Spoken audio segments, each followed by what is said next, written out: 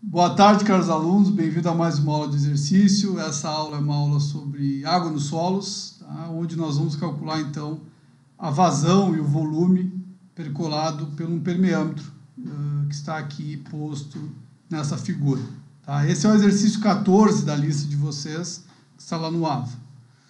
Bom, então o problema pede a seguinte informação. Um cilindro de seção transversal quadrada está cheio de areia e o coeficiente de permeabilidade deste solo é 0,5 centímetros por segundo.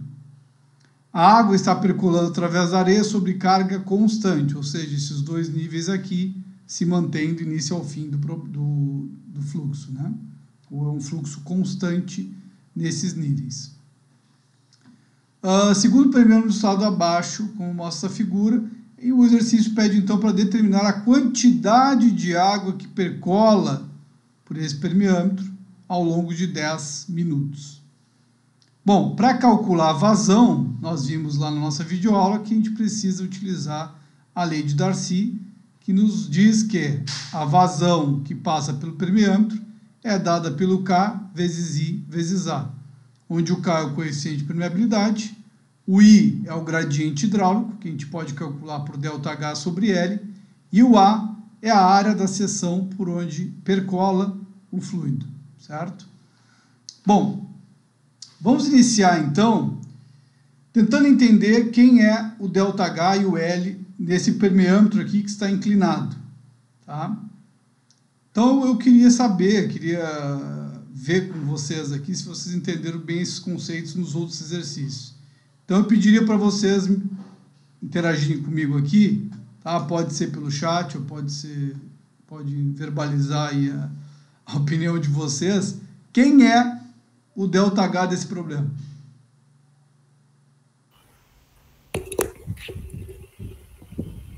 O que vocês acham? Hein? A diferença dos dois níveis d'água? Sim, e quanto é? A diferença de carga total do problema, né? 10 centímetros, Diego? Pelo desenho ali tá... Não. Não? Não. Então, eu trouxe justamente esse problema para vocês verem aqui, né? Porque, por exemplo, como está inclinado, eu não sei bem onde está o nível d'água em toda a face do permeâmetro. É diferente do exercício tipo esse aqui, o anterior. Nesse exercício aqui eu tinha todo o solo coberto por água neste nível, todo o solo coberto neste nível, então eu via claramente que a diferença era simplesmente o nível d'água, né? Neste aqui está inclinado. Então, como é que eu conseguiria achar o ΔH nesse problema? Bom, o que é ΔH? É a diferença de carga total, certo? Então, eu escolhi dois pontos aqui, ó, o ponto em azul e o ponto em laranja, de forma que nós possamos analisar as cargas totais desse ponto. Porque, como eu já falei para vocês, eu conheço a carga total justamente nos pontos onde eu tenho só água. Então, eu tenho só água aqui e eu tenho só água aqui. Bom, então, nesses pontos eu consigo descobrir qual é a carga total. Dentro do solo, eu não sei. Eu vou ter que identificar onde eu tenho a carga total antes de entrar no permeâmetro e descobrir quanto eu perco de carga total à medida que eu vou passando aqui dentro do permeâmetro. Certo? Bom, qual é a minha carga total no ponto azul, então? Carga total é sempre carga altimétrica mais carga piezométrica, certo? Então, eu vou apagar aqui, ó, para vocês não roubarem, não colarem. E digam aqui no ponto azul, qual é a carga altimétrica? Carga de posição no ponto azul. Pode chutar e errar, gente. Eu quero que vocês interajam comigo. Qual é a carga altimétrica? A referência está aqui, ó. Essa linha pontilhada verde aqui. Essa aqui é 0. 15. 15 altimétrica. Né? E a piezométrica? A altura de coluna d'água acima do ponto.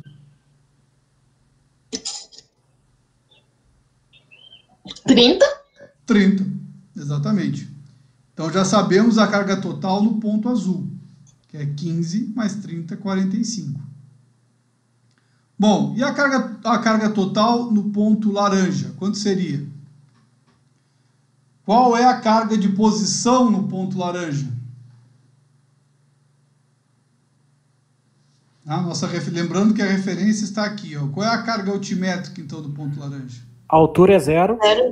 0. E a piezométrica? 20 centímetros. 20 centímetros. Então, nossa carga aqui total é 20 mais 0, 20. Então, eu sei a carga total que entrou no ponto azul e sei a carga total que chegou no verde. Tá? É o que eu tinha escrito ali, ó, 20 mais 15, 0 mais 20 para o ponto. Eu chamei esse ponto de ponto K, o azul, e o laranja de ponto O. Tá? Então, quanto é o nosso ΔH para que eu possa calcular o meu I aqui? Ó? O nosso ΔH é justamente, ó, eu entrei com 45, para percolar aqui dentro do fluido eu perdi justamente 25. Então, a minha variação de carga total é 25. Meu ΔH é 25 centímetros. Professor, mas se tu estabelecesse naquela linha de baixo como nível de referência e fizesse os 45 menos os 20, estaria certo? Se eu... Sim, também. Tá.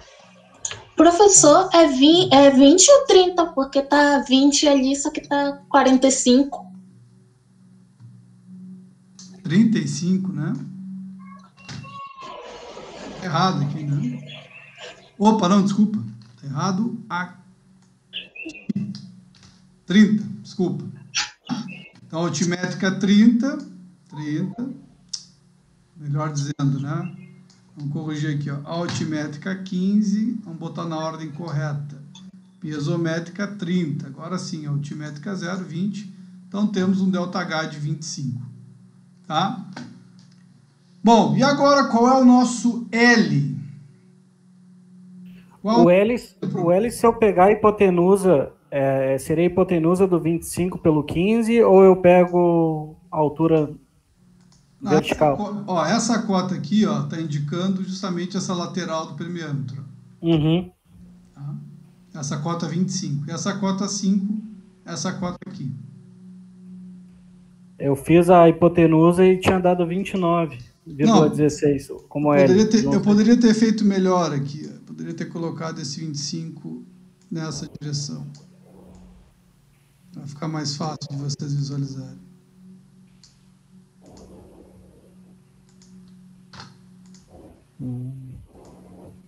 E agora? Agora é o 25. 25. Não é o 5? Não. Né? Por que não é o 5? Não. Porque o nosso L é a direção que o fluxo está tomando aqui. Ó. É na direção que o fluxo está acontecendo. E o nosso fluxo está nesta direção. Então, o 25 ele é paralelo a esse fluxo. Tá? Então, 25, não erramos isso. Ok, então eu calculei lá, 25 por 25 de comprimento, então nosso I vai ser igual a 1, certo? 25 igual a 1. Ok. Outra informação que pede para calcular a vazão é a área. Qual é a área que eu vou adotar aqui? É um cilindro de seção quadrada. Então, qual é a área que eu devo adotar?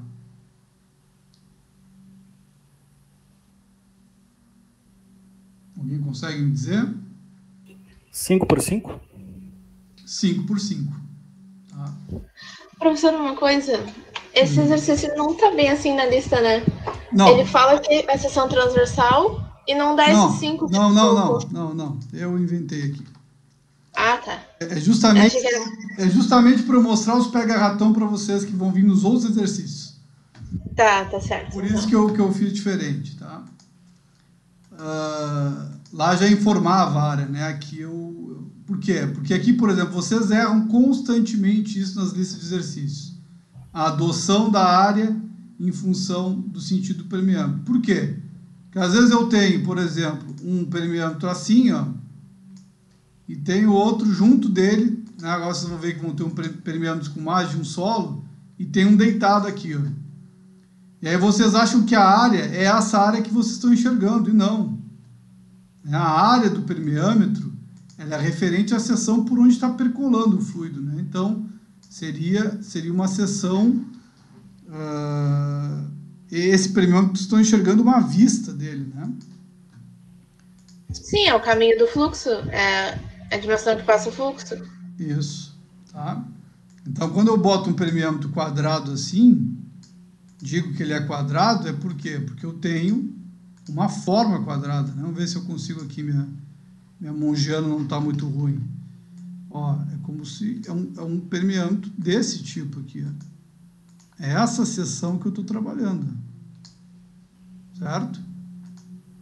Então, se eu olhar ele aqui, ó, deixa eu concluir ele aqui, pegar essa lateral, ó, esse aqui é o permeâmetro.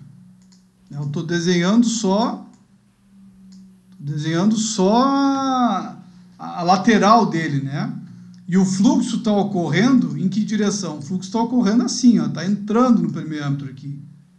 Então, se eu pegar e perguntar qual é a área, é esta área aqui que eu estou trabalhando. Então, se a gente olhar esse permeâmetro, é a área de 5x5 do permeâmetro. E por que eu estou falando isso para vocês? Parece uma coisa simples, mas vocês na prova fazem constantemente 5 vezes 25. Tá? E aí vai dar errado o problema, porque não é essa área de fluxo disponível.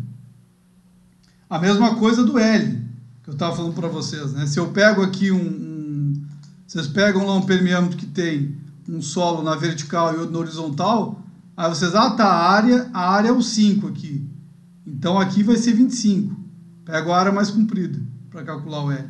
Não, o L é sempre na direção do fluxo, né? Então nesse outro permeâmetro, o L não vai ser nessa direção, ele vai ser uma direção vertical.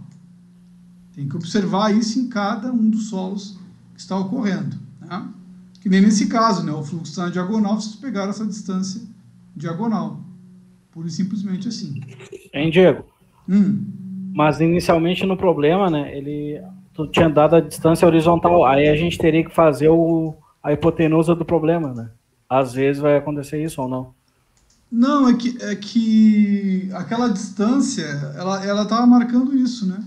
Uhum. Então, a distância daqui até aqui, então é 25. A diagonal seria essa distância aqui. Entendeu? Sim. Eu entendi o que tu está dizendo, Mirão, mas é em outros problemas que tu tem isso. Tá. Você tem que tomar atenção nisso aí. Se eu te desse a dimensão do retângulo, aí sim teria que pegar essa diagonal. Bom, gente, então a gente calculou aqui, ó, conseguiu calcular o ΔH, conseguimos calcular a área, vamos calcular então a vazão do problema, né? Então a vazão do problema vai ser 0,5 centímetros por segundo, vezes o nosso I, que é 1, e vezes a área, que é 25, tá? Com isso eu tenho então uma vazão de 12,5 centímetros por segundo, certo?